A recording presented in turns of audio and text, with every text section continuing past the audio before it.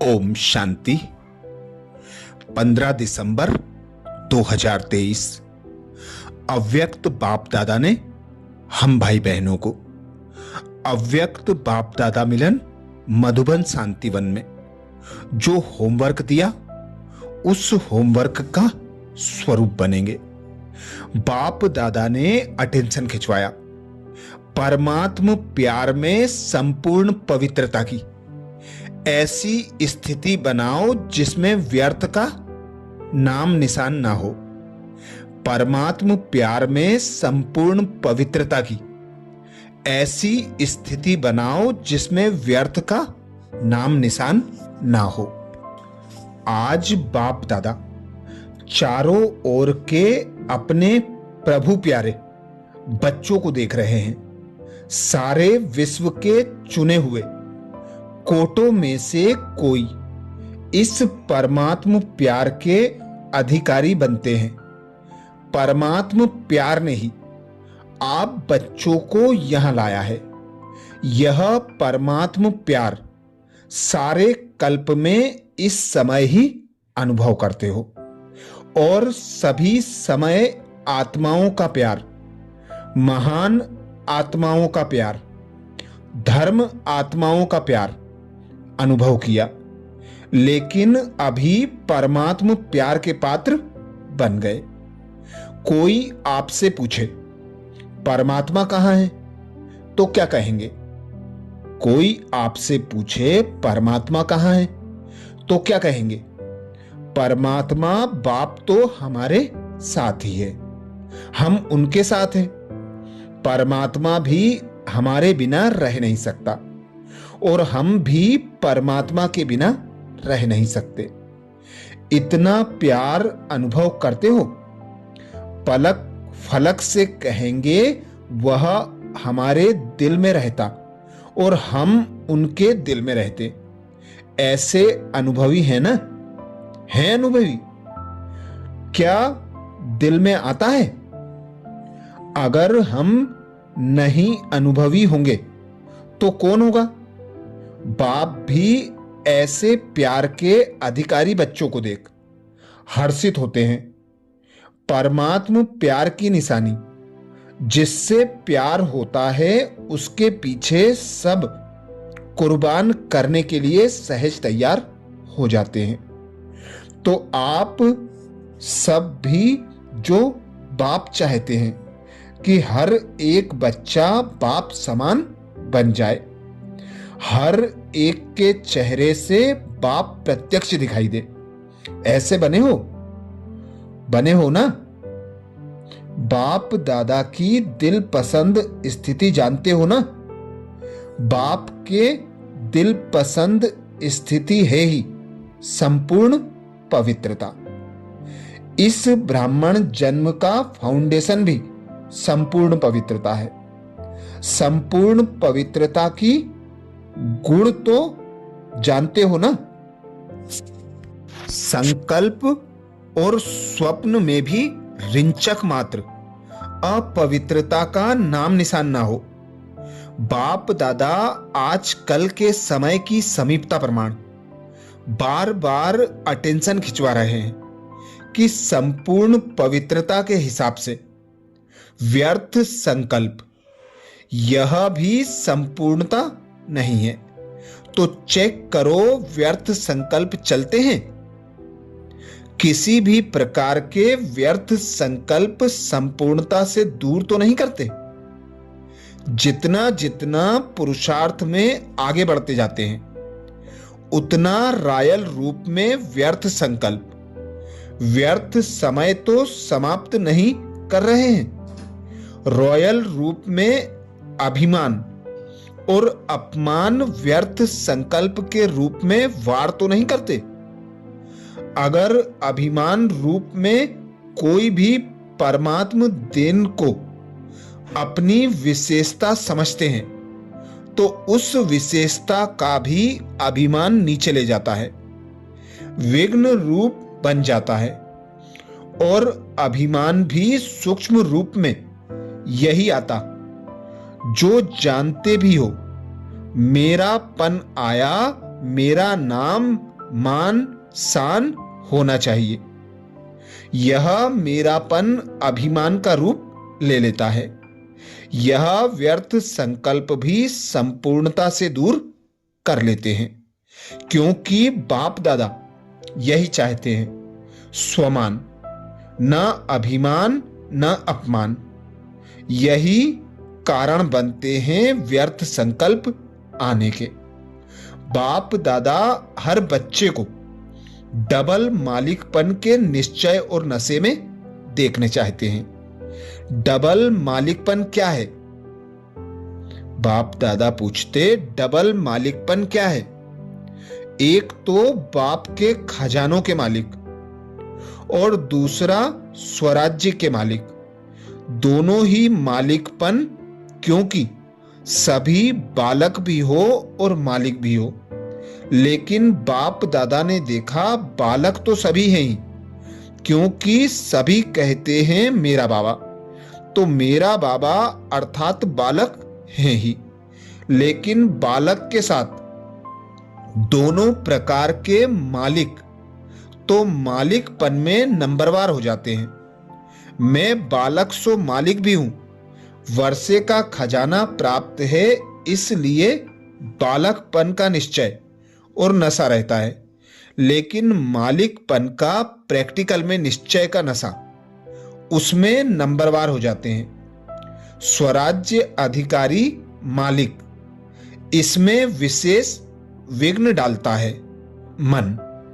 मन के मालिक बन कभी भी मन के परवश नहीं हो। कहते हैं स्वराज्य अधिकारी हैं, तो स्वराज्य अधिकारी अर्थात राजा हैं।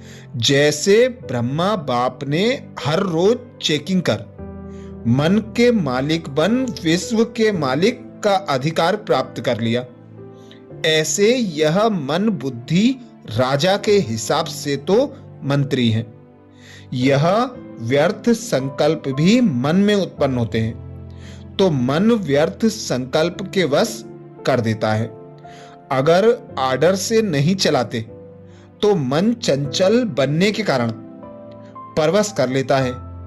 तो चेक करो। वैसे भी मन को घोड़ा कहते हैं, क्योंकि चंचल है ना। और आपके पास श्रीमत की लगाम है। अगर श्रीमत का लगाम थोड़ा भी ढीला होता है तो मन चंचल हो जाता है। क्योंकि लगाम ढीला होता, क्यों लगाम ढीला होता? क्योंकि कहां ना कहां साइड सीन में देखने लग पड़ जाते हैं, और लगाम ढीला होता तो मन को चांस मिलता है। तो मैं बालक सो मालिक हूं, इस स्मृति में सदा रहो। चेक करो, खजानों का भी मालिक तो स्वराज्य का भी मालिक, डबल मालिक हूं। अगर मालिकपन कम होता है तो कमजोर संस्कार इमर्ज हो जाते हैं। और संस्कार को क्या कहते हो? मेरा संस्कार ऐसा है, मेरी नेचर ऐसी है।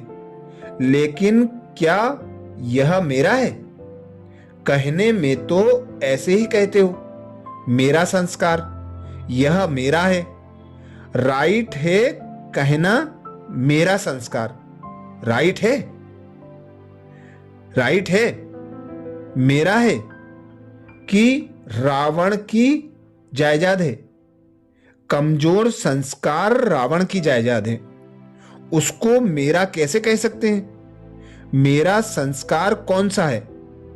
जो बाप का संस्कार वह मेरा संस्कार। तो बाप का संस्कार कौन सा है? विश्व कल्याण, शुभ भावना, शुभ कामना। तो कोई भी कमजोर संस्कार को मेरा संस्कार कहना ही रॉन्ग है। और मेरा संस्कार अगर मानो दिल में बिठाया है, अशुद्ध चीज बिठा दी है दिल में, मेरी चीज से तो प्यार होता है ना, तो मेरा समझने से अपने दिल में जगह दे दी, इसलिए कई बार बच्चों को युद्ध बहुत करनी पड़ती है, क्योंकि अशुभ और शुभ दोनों को दिल में बिठा दिया है। तो दोनों क्या करेंगे? युद्ध ही तो करेंगे। जब यह संकल्प में आता है, वाणी में भी आता है मेरा संस्कार, तो चेक करो यह अशुभ संस्कार मेरा संस्कार नहीं है, तो संस्कार परिवर्तन करना पड़े। बाप दादा हर बच्चे को पदम पदम गुण गुणा भाग्यवान चलन और चेहरे से देखने चाहते हैं। कई बच्चे कहते हैं भाग्यवान तो बने हैं, लेकिन चलते फिरते भाग्य इमर्ज हो, वह मर्ज हो जाता है। और बाप दादा हर समय हर बच्चे के मस्तक में भाग्य का सितारा चमकता हुआ देखना चाहते हैं। कोई भी आपको देखे तो चेहरे से, चलन से भाग्यवान दिखाई दें, तब आप बच्चों द्वारा बाप की प्रत्यक्षता होगी।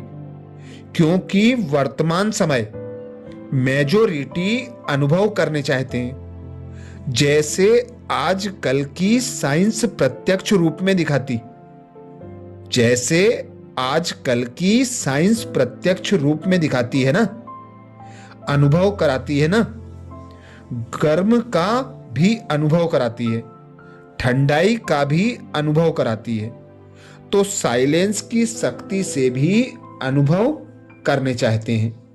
जितना जितना स्वयं अनुभव में रहेंगे तो औरों को भी अनुभव करा सकेंगे। बाप दादा ने इशारा दिया ही है कि अभी कंबाइंड सेवा करो, सिर्फ आवाज से नहीं, लेकिन आवाज के साथ अनुभवी मूर्त बन अनुभव कराने की भी सेवा करो। कोई ना कोई शांति का अनुभव, खुशी का अनुभव, आत्मिक प्यार का अनुभव ऐसी चीज है जो एक बारी भी अनुभव हुआ तो छोड़ नहीं सकते।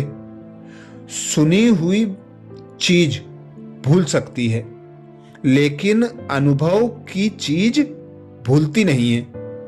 यह अनुभव कराने वाले के समीप लाती है। सभी पूछते हैं अभी आगे के लिए क्या नवीनता करें, तो बाप दादा ने देखा सर्विस तो सभी उमंग उत्साह से कर रहे हो, हर एक वर्ग भी कर रहा है। आज भी बहुत वर्ग इकट्ठे हुए हैं, मेगा प्रोग्राम भी कर लिया, संदेश तो दे दिया, अपना उल्हाना निकाल लिया, इसकी मुबारक हो। लेकिन अब तक यह आवाज नहीं फैला है कि यह परमात्म ज्ञान है। ब्रह्मा कुमारियां कार्य अच्छा कर रही हैं, ब्रह्मा कुमारियों का ज्ञान बहुत अच्छा है, लेकिन यही परमात्म ज्ञान है, परमात्म कार्य चल रहा है, यह आवाज फैले।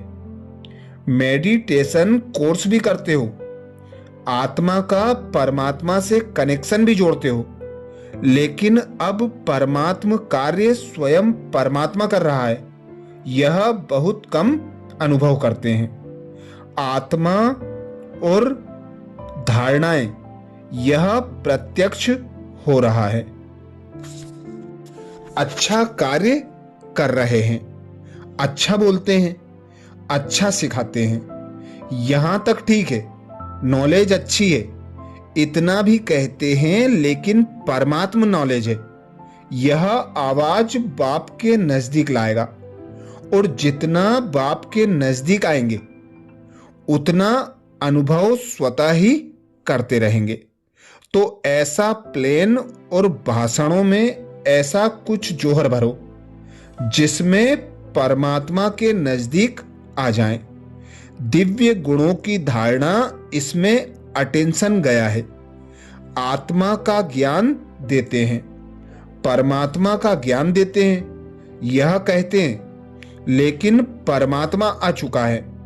परमात्मा कार्य स्वयं परमात्म कार्य स्वयं परमात्मा चला रहा है, यह प्रत्यक्षता चुंबक की तरह समीप लाएगी। आप लोग भी समीप तब आए जब समझा बाप मिला है, बाप से मिलना है, इसने ही मेजॉरिटी बनते हैं। वह क्या समझ के? कार्य बहुत अच्छा है जो कर रही हैं ब्रह्मा कुमारियां, वह कार्य कोई और कर नहीं सकता, परिवर्तन कराती हैं। लेकिन परमात्मा बोल रहा है, परमात्मा से वर्षा लेना है, इतना नजदीक नहीं आते, क्योंकि अभी जो पहले समझते नहीं थे कि ब्रह्मा कुमारियां क्या करती हैं, क्या इन्हों की नॉलेज है, वह समझने लगे हैं। लेकिन परमात्मा प्रत्यक्षता अगर समझ सकते कि परमात्मा का ज्ञान है तो रुक सकते हैं। तो रुक सकते हैं क्या? जैसे आप भागकर आ गए हो ना, ऐसे भागेंगे। तो अभी ऐसा प्लेन बनाओ, ऐसे भाषण तैयार करो, ऐसे परमात्म अनुभूति के प्रैक्टिकल सबूत बनो, तभी बाप की प्रत्यक्षता प्रैक्टिकल में दिखाई देगी। अभी अच्छा है, यहां तक पहुंचे हैं, अच्छा बनना है, वह लहर परमात्म प्यार की अनुभूति से होगी। तो अनुभवी मूर्त बन, अनुभव कराओ। अच्छा, अभी डबल मालिकपन की स्मृति से समर्थ बन, समर्थ बनाओ। अच्छा, तो बाप दादा ने हम बच्चों को विशेष होमवर्क दिया। परमात्म प्यार में संपूर्ण पवित्रता की ऐसी स्थिति बनाओ जिससे व्यर्थ का नामो निशान ना हो। तो पवित्रता अर्थात संपूर्ण पवित्रता, ब्रह्मचर्य नहीं, ब्रह्माचारी, मनसा वाचा कर्मणा की पवित्रता। मन में भी संकल्प मात्र व्यर्थ ना आए, स्वप्न में भी बाबा कहते व्यर्थ ना आए। तो सर्वप्रथम बाप दादा ने हम बच्चों को होमवर्क दिया, व्यर्थ संकल्प से मुक्त बनो। जब व्यर्थ संकल्प से मुक्त बनेंगे तो व्यर्थ बोल भी नहीं होंगे, व्यर्थ कर्म भी नहीं होंगे, क्योंकि बीज है संकल्प। जब हमने व्यर्थ संकल्प ही रोक दिया, व्यर्थ को समर्थ कर लिया। बहुत बार ऐसा होता है, व्यर्थ संकल्पों के तूफान आते हैं पर रोके रोके नहीं रुकते। जिसको रोकने की विधि बाबा बताते कि रोक ना सको व्यर्थ संकल्पों को तो समर्थ की तरफ मोड़ दो। बाबा से की हुई प्राप्तियों में मगन हो जाओ, बाबा के ज्ञान के मनन चिंतन में मगन हो जाओ, परमात्म स्नेह में समा जाओ, परमात्म प्राप्तियों की अनुभूति करो। तो स्वतः और सहज व्यर्थ से मुक्त बन, समर्थ बन जाएंगे। ऐसे ही बाबा कहते, बाप दादा अपने हर बच्चे को स्वमान में देखना चाहते हैं, न अभिमान में न अपमान में। अपमान और अभिमान जब ही आता है तब मैं और मेरेपन के वशीभूत होते हैं। तो जब हमने अपना सब कुछ बाबा पर अर्पण कर दिया तो मैं और मेरे से स्वतः और सहज मुक्त हो गए। अपना सब कुछ बाबा को दे दिया तो मैं बाबा का और बाबा मेरा, सदा मेरा बाबा कहकर हर मेरे को तेरे में परिवर्तन कर दो। आगे बाप दादा ने होमवर्क दिया, डबल मालिकपन के निश्चय और नशे में रहो। बाप दादा अपने हर बच्चे को डबल मालिकपन के निश्चय और नशे में देखना चाहते हैं। तो डबल मालिकपन अर्थात बाबा से प्राप्त खजानों की अथॉरिटी बनना, बाबा से जो भी गुण ज्ञान तथा शक्तियां प्राप्त होती हैं उन्हें कार्य में लगाना, उन्हें कार्य में लगाकर बड़ी से बड़ी विघ्न समस्या परिस्थितियों पर विजय प्राप्त करना। और यह बाबा कहते तभी होगा जब डबल मालिकपन का बैलेंस होगा। डबल मालिकपन अर्थात सर्व खजानों के मालिक और स्वराज्य अधिकारी अर्थात स्वयं के मालिक।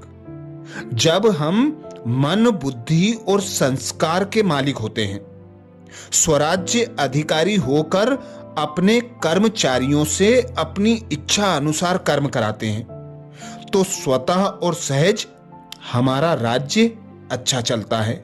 पर जब हम अपनी सीट से नीचे उतर जाते हैं तो फिर कोई भी कर्मचारी हमारी बात नहीं मानेगा। इसीलिए बाबा ने हमें अनेक स्वमानों की माला दी है। किसी भी स्वमान की सीट पर सेट रहो तो ना अभिमान आएगा, ना अपमान अनुभव होगा, ना ही मैं और मेरे पंथ के वशीभूत होंगे। तो सदा स्व के मान में रहना, डबल मालिकपन की स्मृति में रहना कि मैं बाबा का वारिस हूं, बाबा के वर्षे का अधिकारी हूं, बाबा से जो खजाने प्राप्त हुए हैं उनका मैं मालिक हूं, और मैं आत्मा मालिक हूं मन, बुद्धि और संस्कार की। मैं आत्मा मालिक हूं 5 तत्वों के देह की, सब कर्मेंद्रियों की। आगे बाप दादा ने होमवर्क दिया, शांति की शक्ति को बढ़ाओ, शांति की शक्ति से अनुभवी मूर्त बन, औरों को अनुभव कराओ। बाप दादा कहते वाणी से सेवा अच्छी करते हो, बाबा का परिचय भी देते हो, परमात्मा की अनुभूति कराओ। अब समय है अनुभूति कराने का। तो जब स्वयं अनुभव करेंगे तो ही औरों को अनुभव करा सकेंगे। तो अनुभव करने के लिए सदा बाबा को अपने साथ अनुभव करना, खुद को आत्मा अनुभव करना, पिता परमात्मा को अपना साथी सहयोगी, सर्व संबंध से बाबा को अपने साथ अनुभव करेंगे तो अनुभवी मूर्त बनेंगे और अनुभव कराने के अधिकारी भी बनेंगे। बाबा का ज्ञान सुनते हैं, बाबा का ज्ञान सुनाते हैं, पर उसे स्वरूप में नहीं लाते तो अनुभव नहीं करा सकेंगे। बाबा के ज्ञान को सुनना, उसकी गहराई को समझना, उसे अपने संकल्प, बोल और कर्म में लाना, यही बाबा कहते ज्ञान स्वरूप अनुभवी आत्मा की निशानी है। तो अनुभवी मूर्त बन सभी को अनुभव कराना। इसके लिए बाबा ने उदाहरण दिया, जैसे साइंस वाले अनुभव कराते हैं कि यह गर्म है, यह ठंडा है, ऐसे ही हम बच्चों को भी अनुभव कराना है कि परमात्मा पिता आ चुका है। परमात्मा का कार्य स्वयं परमात्मा हमारे द्वारा करा रहा है, तो परमात्मा की प्रत्यक्षता हो सकेगी, सभी आत्माएं परमात्मा के समीप आ सकेंगी। अच्छा, ओम शांति।